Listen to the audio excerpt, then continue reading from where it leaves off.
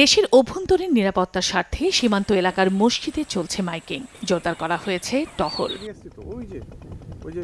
ভারত পাকিস্তান সংঘাতের মধ্যেই বুধবার সীমান্ত দিয়ে ১২৩ জনকে বাংলাদেশে পুশিং করে বিএসএফ। এমন পরিস্থিতিতে বাংলাদেশের নিরাপত্তা যেন বিঘ্নিত না হয় সেজন্য রাজশাহী গোদাগাড়ীর চর আশারিয়া দহসহ জেলার সীমান্ত এলাকার সব মসজিদে বিজিবির পক্ষ থেকে মাইকিং করা হচ্ছে। ঘোষণায় বলা হয়, ভারত ঘেঁষা সীমান্ত এলাকায় কৃষি জমিতে সকাল ৮টা থেকে বিকেল ৫টার মধ্যে কাজ শেষ করতে হবে। দলবদ্ধভাবে যাওয়া যাবে না মাঠে। সন্ধ্যার পর পদ্মা নদীতে নামা নিষেধ। ওই সময় খেয়া পারাপার ও মাছ ধরা বন্ধ থাকবে। সতর্কতামূলক ব্যবস্থায় সন্তোষ প্রকাশ করেছেন স্থানীয়রা। আমাদেরকে সতর্ক করেছে যে কেউ ভিতরে যাবেন না, যেহেতু এটা আমাদের জন্যই ভালো, যেহেতু আমরা এক জায়গায় ঝামেলা চলছে। রাজশাহীর সঙ্গে ভারতের সীমান্ত ৭৬ কিলোমিটার আর কাঁটাতারের বেড়া আছে মাত্র ১১ কিলোমিটার। এরই মধ্যে বুধবার রাতে অবৈধ অনুপ্রবেশের দায়ে গোদাগাড়ী ও চারঘাট সীমান্ত থেকে ৪ জনকে আটক করে থানায় সোপর্দ করে বিজিবি।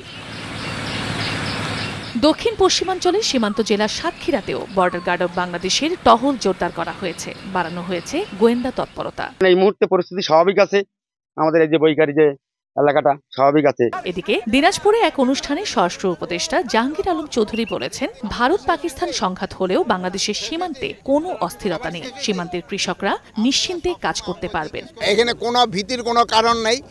আমাদের এই বর্ডার সম্পূর্ণ সিকিউর, এখানে কোনো ধরনের কোনো সমস্যা নেই। তারা ভালোভাবে ধান কাটতে পারবে।